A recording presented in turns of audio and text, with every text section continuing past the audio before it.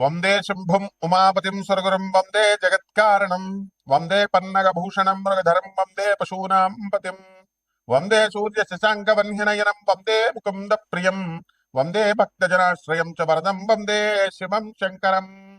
హరమ పార్వతీపతయే హర హర మహాదేవం. శ్రీ బెజవాడ కనకదుర్గాదేవ్యై నమ. శ్రీ దుర్గామల్లేశ్వరాభ్యాం నమ. తాళప్రత గ్రంథ రహస్యాలు. ఈ తాళపత్ర గ్రంథ రహస్యాలలో మనము అసలు ఎందుకు భూమి మీద పుట్టాం, పుట్టి మనం ఈ రాశిలోనే ఎందుకు పుట్టాం, ఒక్కొక్కళ్ళు ఒక్కొక్క రాశిలో పుడతారు కదా, 12 రాశులు. అలాగే మన పూర్వజన్మ రహస్యాలు ఏంటి, అసలు పూర్వజన్మలో ఏదైనా సాధించకుండా మిగిలిపోతే అది ఏమైనా ఇప్పుడు సాధించడానికి వచ్చామా, లేదా పూర్వజన్మలో పెళ్లిళ్ళు అయితే లవ్లు చేసుకుంటారు, అవి ఏమైనా బ్రేకప్లు అయిపోతే మళ్ళీ కంటిన్యూషన్ ఈ జన్మల్లో ఏమైనా ఉంటాయా, ఇలాంటివన్నీ కూడా మనం ఈ యొక్క వీడియోలో మనం తెలుసుకుందాం. ఇప్పుడు అగస్త్య మహర్షి అవతారాలైనటువంటి గురునాథ శర్మ గారు, అలాగే రావులపాలెం దిలీప్ శ్రీ శర్మ గారు, వీళ్ళు ఒకళ్ళ ఇంటికి తీసుకెళ్ళానండి. ఆయన పేరు వీరయ్య గారు. అయితే ఆ కుర్రాడు ఏదో గవర్నమెంట్ ఎగ్జామ్స్ కోసం రాసుకుంటూ ఉన్నాడు. వాడిని డిప్రెషన్లో ఉన్నాడు ఫుల్గా.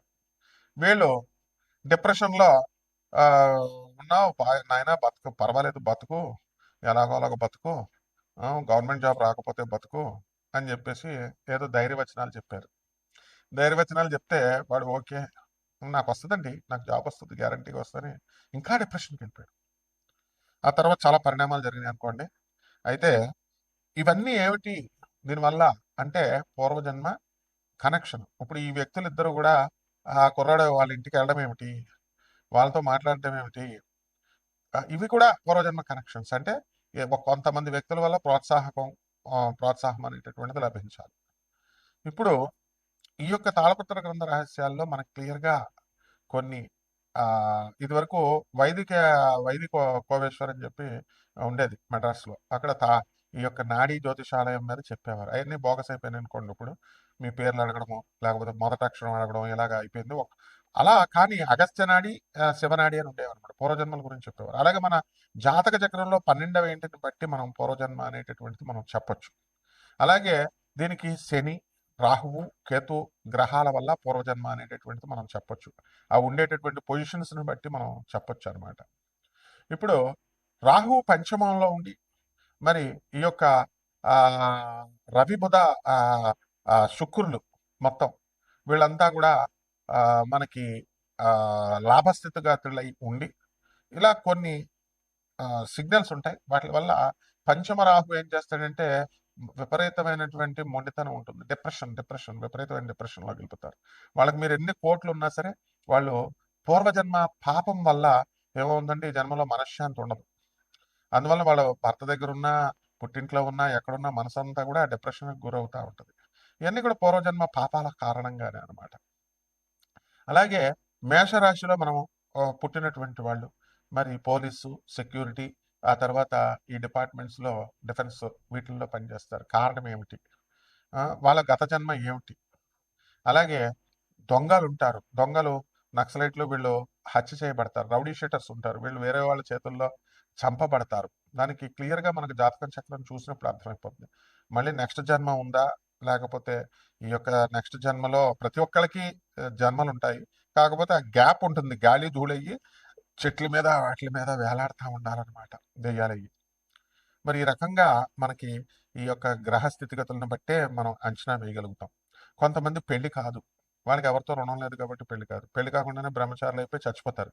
చచ్చిపోతే తెల్ల జిల్లేడు చెట్టుకి ఇచ్చి పెళ్లి చేసి ఆ తర్వాత అతని శవాన్ని కాలుస్తారు.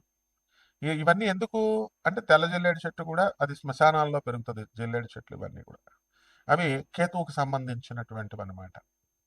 కాబట్టి ఈ యొక్క మీడియా రంగంలో ఉన్నటువంటి వాళ్ళు కొంతమంది ఉంటారు పాపం. వాళ్ళకి ఏమన్నా మాకు ఉద్యోగం రావట్లేదని ఎక్కడికి వెళ్ళినా సరే అంటారు, పూర్వజన్మ కర్మ. అలాగే ట్రాన్స్ఫర్స్, విదేశాల్లో ఉండేటటువంటి వాళ్ళు విదేశాల్లో ఉండే హ్యాపీగా ఉన్నా సరే వాళ్ళకి మనశ్శాంతి ఉండదు, పూర్వజన్మ కర్మ.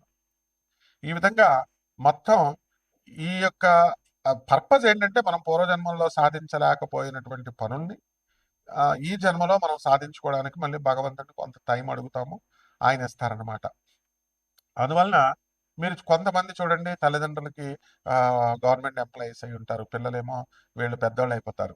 వీళ్ళు చూడాలని అనుకున్న ఆ పిల్లలు ఆ తల్లిదండ్రులు గవర్నమెంట్ ఎంప్లాయీస్ కావడం వల్ల వాళ్ళకి పెన్షన్ వస్తుంది, మేము రామని అంటారు. అంటే వీళ్ళ డబ్బు తినేటటువంటి యోగం వాళ్ళకి లేదు. వాళ్ళకే వస్తున్నప్పుడు ఈ పిల్లలే సరిగ్గా సెటిల్ అవ్వలేదు ఎందుకులే అని చెప్పి వాళ్ళు ఇళ్ళకి వెళ్తారు. ఇది కూడా పూర్వజన్మ దగ్గర రుణానుబంధం లేకపోతే ఇంకా అక్కడితో కట్ అయిపోతుంది అనమాట. కుంభరాశి, ఈ కుంభరాశి వారికి అందరికీ కూడా గత జన్మలో ఇంటీరియర్ డెకరేటర్స్ గా, ఇంటీరియర్ డిజైనర్స్ గా, ఇంజనీర్స్ గా, అలాగే మంచి క్రియేటివ్ వర్కులు చేయాలని చెప్పేసి గత జన్మలో ప్రయత్నాలు చేసి అవి అవ్వకపోవడం వల్ల చనిపోయి ఈ జన్మలో మేస్త్రులుగా, తాపీ మేస్త్రులుగా, ఇంటీరియర్ డెకరేటర్స్ గా పుట్టడం అనేటటువంటి జరుగుతుంది. అలాగే ఈ ఈ యొక్క యాంకర్లుగా అవ్వాలనుకున్నటువంటి మగాళ్ళు లేడీస్ ముందు తట్టుకోలేక, వాళ్ళు ఆ కాంపిటీషన్ తట్టుకోలేక గత జన్మలో యూట్యూబ్లు వీటిల్లోనూ వాళ్ళు రాణించలేక, శాటిలైట్ ఛానల్స్ రాణించలేక సొసైటీలు చేసుకున్నటువంటి వాళ్ళు వీళ్ళంతా కూడా కుంభరాశిలో పుడతారు. దీనికి గుర్తుగా చూడండి, ఈ కుంభరాశిలో ఉన్నటువంటి యాంకర్లు బొద్దుగా ఉంటారు, లావుగా. ఆ తర్వాత ఈ రాశి వారికి అందరికీ కూడా పంచమంలో ఉన్నటువంటి గురుగ్రహ ప్రభావం వలన జూన్ 2026 సంవత్సరం వరకు సక్సెస్ఫుల్ గా వీళ్ళు ఏదనుకుంటే అది సాధించేస్తారు. అయితే వీళ్ళకంతా మెంటల్ ఫ్రెండ్స్ దొరుకుతారు, ఎలినెట్స్ అని జరుగుతుంది కాబట్టి. ఎలినెట్స్ అని ఉద్యోగం చూస్తే, ఉద్యోగం ఎవడైనా హైదరాబాద్ లో చూస్తే చలని చెప్పి రానంటాడండి, ఎవరైనా సరే ఆ చలి అంటాడు. పోనీ ఇంకొకరితో తెల్లాకల మనోహర్ అని అలాంటి వాళ్ళతో స్నేహాలు చేస్తే వాడు శివుడు ఉన్నాడంటాడు, రాముడు కృష్ణుడు లేడంటాడు. ఇలాంటి వాళ్ళందరూ కూడా మీకు స్నేహితులుగా దొరుకుతారు. కాబట్టి సినిమా రంగంలో చక్కగా మీ ప్రయత్నాలు మీరు చేసుకోండి, సక్సెస్ఫుల్ అయిపోతారు. 2026 సంవత్సరంలో టీవీల్లో యాక్టర్స్ గా అవ్వాలని చెప్పి తెగ ప్రయత్నాలు చేస్తూ ఉంటారు. అండ్ ఇవన్నీ కూడా మీ పూర్వజన్మ వాసనలు అనమాట. అండ్ ఈ యొక్క రాశి వారికి అందరికీ కూడా ఆదాయాలు బ్రహ్మాండంగా పెరుగుతాయి. గత సంవత్సరం పాపం డౌన్ లోనే ఉన్నారు. ఇప్పుడు 2 జూన్ 2026 సంవత్సరం వరకు తిరుగులేనటువంటి వ్యక్తులుగా మీరు తీర్చిదిద్దబడతారు. ఆ తర్వాత ప్రొఫెషనల్ గా మీరు చాలా ఎదుగుదల ఉన్న, డబ్బులు రాకపోయినా సరే క్వాలిటీని మెయింటైన్ చేస్తారు. సో ఈ యొక్క ఉద్యోగాలు రానటువంటి వాళ్ళు ఎవరైతే ఉన్నారో అటువంటి వాళ్ళంతా కూడా ఉద్యోగాల కోసం మీరు తెగ ప్రయత్నాలు చేస్తుంటారు. రిసెషన్ పీరియడ్ లో సాఫ్ట్వేర్ ఉద్యోగాలు ఇవన్నీ కూడా కోల్పోవడం ఇవన్నీ కూడా జరుగుతాయి అనమాట. కాబట్టి కేవలము మనము కుంభరాశి వాళ్ళు ఎలా ఉండాలంటే, కేవలం మనం ఈ ఒక్క వీడియో కాకుండా మనం అసలు ఈ సార్ ఏం చెప్తున్నారు, బ్యాక్గ్రౌండ్ వెనకాల వీడియోస్కి వెళ్ళి ఫాలో అవ్వండి మనం చెప్పేది. అలాగే మీకు వ్యాపారాలు అన్ని కూడా బ్రహ్మాండంగా ఉంటాయి కాబట్టి ఎక్కడైనా ఎవరికైనా అసంతృప్తి ఉంటే కనుక మీరు ఏం చేయాలంటే కొన్ని వీడియోలు చూసిన తర్వాత నాకు కాల్ చేయండి. అలాగే పరిహారాల దగ్గరికి వచ్చేసరికి మీరు ఏం చేయాలి, ఎల్నెట్ శని కాబట్టి మరి శని జపం చేసుకోండి, శని స్తోత్రాలు చదవండి, శనికి కిలోంపావు నల్ల నువ్వులు, నల్లని వస్త్రాలు ఇచ్చి పేద బ్రాహ్మణులకి శనివారం నాడు ఉదయం 8 గంటలకు దానం చేసుకోండి. దశమహావిద్యల్లో ఒకటైనటువంటి మహాకాళి అమ్మవారి యొక్క మంత్రజపాన్ని అనుష్ఠానాన్ని చేసుకోండి. అప్పాలు నైవేద్యంగా పెట్టండి, పులిహార నైవేద్యంగా పెట్టండి, పేదవారికి అందరికీ పంచండి, సాధువులకి, అనాథ పిల్లలకి బ్రహ్మాండంగా ఉంటుంది. శుభమస్తు.